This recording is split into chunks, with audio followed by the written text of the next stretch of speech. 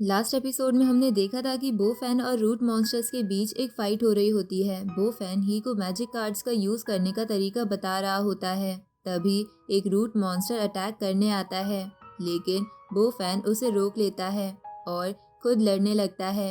ही भी अपनी martial art skills का यूज करने की कोशिश करती है, लेकिन उसकी पावर्स काम नहीं कर रही होती। बो फैन उससे हेल्प करता है और उसे मैजिक कार्ड्स का यूज सिखाता है, जिसके बाद वो मॉन्स्टर को हरा देती है। फिर दोनों मास्टर जुआनजी के कोर तक पहुंचने की प्लानिंग करते हैं, जहां से मॉन्स्टर्स क्रिएट हो रहे हैं। वहां जाके ही को इविल स्पिरिट्स का सामना होता है, जिसे बो फैन अपनी पावर से निकालता है। मास्टर जुआनजी भी गेम में आ जाता है और बो फैन से फाइट करने लगता है। बो फैन काफी टाइम तक उससे लड़ता है, पर फिर मास्टर जुआनजी को भागकर अपनी पावर्स को कंट्रोल करना पड़ता है।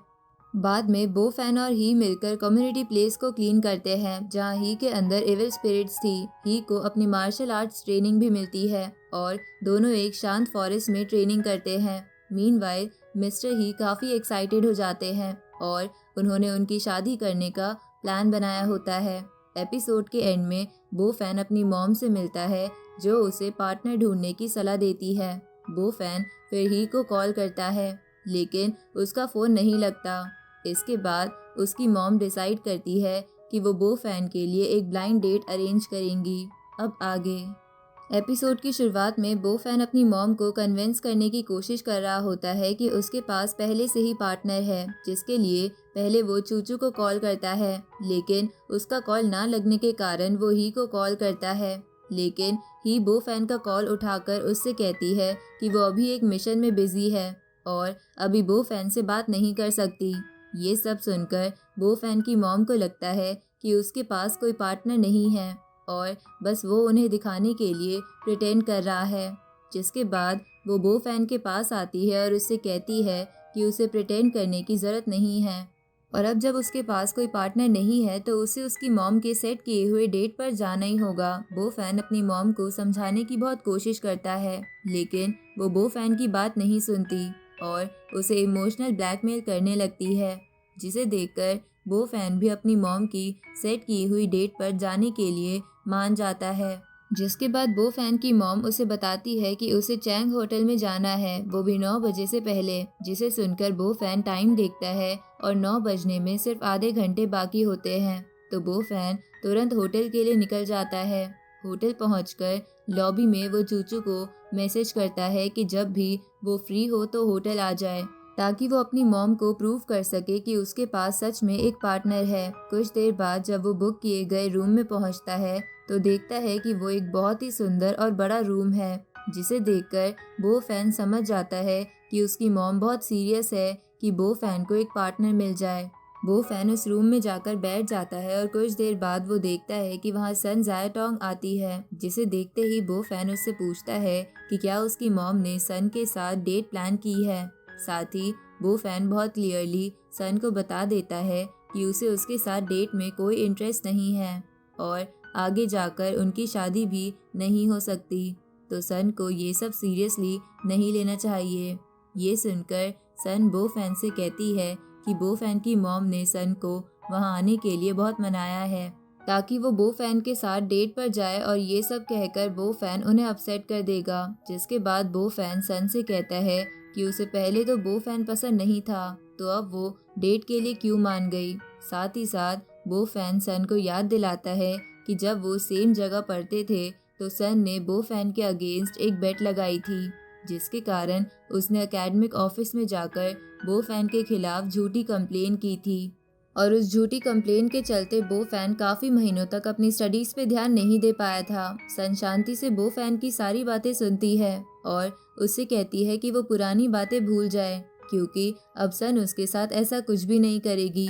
तो बो फैन सब कुछ भूलकर उनकी डेट कंटिन्यू करे, जिसे सुनकर बो फैन भी सन से कहता है कि वो सही कह रही है। बो फैन की मॉम ने काफी मेहनत से वो रूम बुक किया है, तो वो ये डेट जरूर कंटिन्यू करेगा।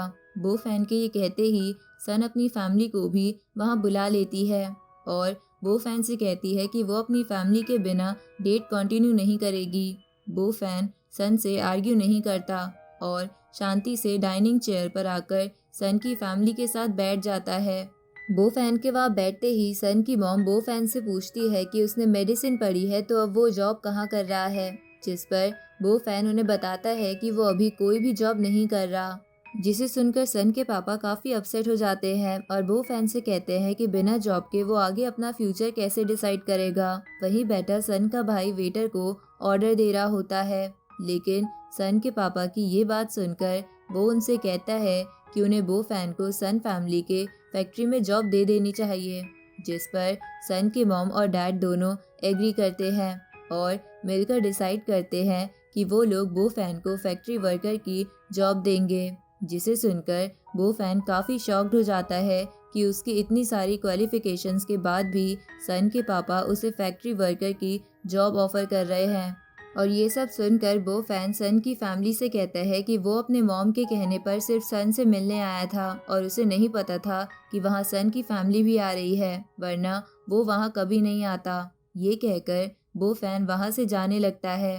तभी सन बो फैन से कहती है कि वो ऐसे उसकी फैमिली को डिसरिस्पेक्ट करके वहाँ से नहीं जा सकता। साथ ही सन की मॉम भी बो फैन से गुस्से में कहती है कि उसको इतना गुस्सा नहीं करना चाहिए और ग्रेटफुल होना चाहिए कि सन फैमिली उसे जॉब दे रही है। तभी सन का भाई भी बो फैन से वापस सीट पर बैठने को कहता है और उससे कहता है कि अगर उसे कोई प्रॉब्लम है तो उन्हें ये सारी बातें बैठकर डिस्कस करनी चाहिए। जिसके बाद सन का भाई बो फैन को ड्रिंक ऑफर करता है, लेकिन बो फैन मना कर देता है और अपनी एंशिएंट मेडिसिन पावर से सन के भाई की बॉडी को स्कैन करता है। जिसके बाद वो सन के भाई से कहता है कि उसे ड्रिंक नहीं करनी चाहिए क्योंकि उसका लीवर हेल्दी नहीं है, जिसे सुनकर सन का भाई गुस्से में बो फैन से पूछता है कि उसके पास क्या प्रूफ है कि जो बो फैन कह रहा है वो सच है। जिस पर बो फैन उसे बताता है कि उसने अपनी एंशिएंट मेडिसिन पावर का यूज़ करके ये पता किया है कि सन के भाई के लिवर में इशू है और अगर उसे बो फैन पर विश्वास नहीं है तो वो डॉक्टर से चेक करवा कर भी ये बात कंफर्म कर सकता है। तभी सन की मॉम बो फैन पर गुस्सा करने लगती है, जिसे देखकर वो फैन उन्हें भी अपनी पावर से स्कैन करता है और उनसे कहता है कि वो सही शैम्पू यूज़ नहीं कर रही हैं, जिसकी वजह से उन्हें हेयर फॉल इशू हो रहा है।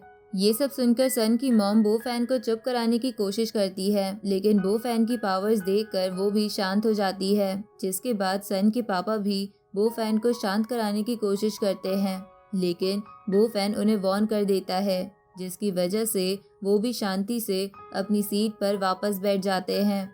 ये सब देखकर सन बो फैन से कहती है कि वो उसकी फैमिली की डिसरिस्पेक्ट कर रहा है और वो उसकी फैमिली के साथ ऐसा बिहेव नहीं कर सकता। सन ये सब बातें बो फैन से कह ही रही होती है कि वहाँ फेंग टैंग आता है, जो आते ही सबसे पहले बो फैन को ग्रीट करता है और उससे कहता है कि उसने मेन्यू में जो भी चीज़ें ऑर्डर की थी वो सब तैयार है। साथ ही फेंग बो फैन को उस विला की चाबियां देता है जो कि बो फैन ने फेंग से बुक करने को कहा था।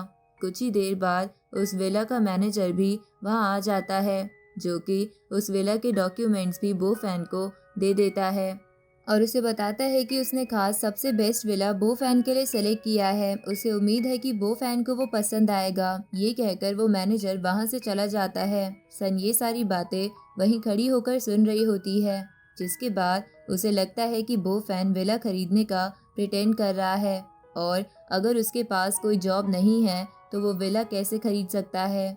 जिसके बाद सन बो फैन से कहती है कि उसे प्रिटेंड करने की ज़रूरत नहीं है, क्योंकि उसे पता है कि बो फैन सिर्फ प्रिटेंड कर रहा है और ये बो फैन और उसकी मॉम का ही प्लान है ताकि सन इम्प्रेस हो जाए। लेकिन ऐसा नहीं होने वाला है। साथ ही सन फेंग की तरफ देखकर कहती है कि उसे पता है कि फेंग बो फैन के कहने पर एक्टिंग कर रहा है। सन के मुंह से ये सुनकर कि वो एक्टिंग कर रहा है, फेंग शॉक्ड हो जाता है और गुस्से में सबसे कहने लगता है कि कोई चाह कर भी उसे एक्टिंग नहीं करवा सकता, क्योंकि वो फेंग टैंग है। फेंग का ये इंट्रोडक्शन सुनने के बाद सन की फैमिली फेंग के सामने नी डाउन कर लेती है और उससे माफ़ी मांगने लगते हैं, क्योंकि सन की फैमिली को पता था कि Tang family martial arts cultivation में सबसे पावरफुल फैमिली है। अपने फैमिली को फेंग के सामने नी डाउन करा हुआ देखकर सन अपनी मॉम से पूछती है कि उन्होंने ऐसा क्यों किया है और फेंग टैंग कौन है। जिस पर सन की मॉम उसे फेंग टैंग और टैंग फैमिली के बारे में बताती है। साथ ही सन से कहती है कि वो भी फेंग से माफ़ी मांगे। ये सुनकर सन फेंग के सामने नी डाउन करने लगती है, लेकिन बो फैन उसे ऐसा करने से रोक लेता है और फेंग से कहता है कि वो सबको वापस उठने के लिए ऑर्डर करे, जिसके बाद फेंग ऐसा ही करता है और सन फैमिली बो फैन से बहुत ज़्यादा इम्प्रेस हो जाती है।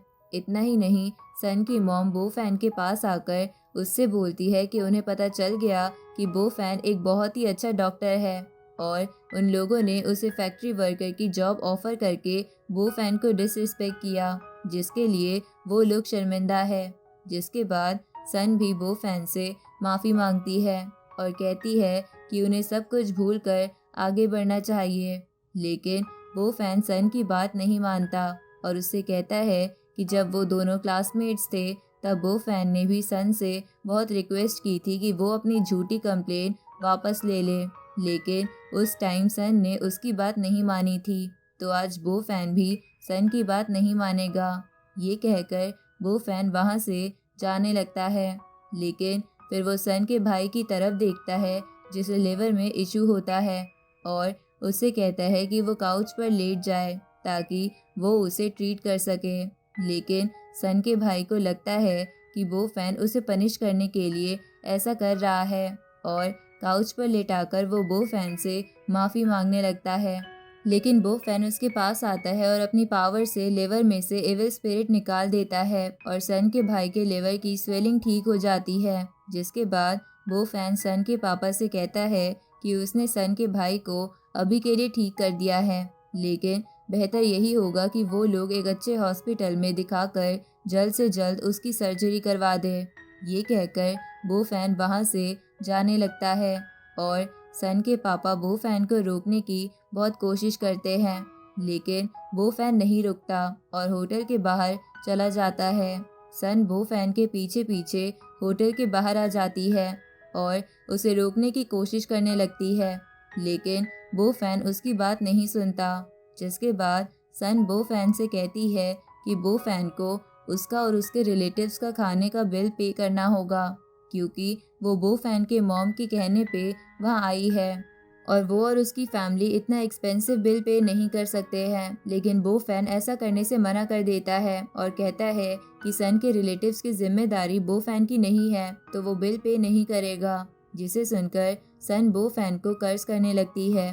तभी वहाँ चूचू आ जाती है और अपनी कार से उतरकर वो सीधा बो फैन के पास आती है और कहती है कि उसने अभी उसका मिस कॉल और वॉइस नोट देखा। साथ ही चूचू बो फैन से लेट होने के लिए माफ़ी भी मांगती है। जिसके बाद चूचू सन के सामने बो फैन की गर्लफ्रेंड होने का प्रिटेंड करती है और उसे बताती है कि बो फैन सन से मिलने उसे बताकर आया था।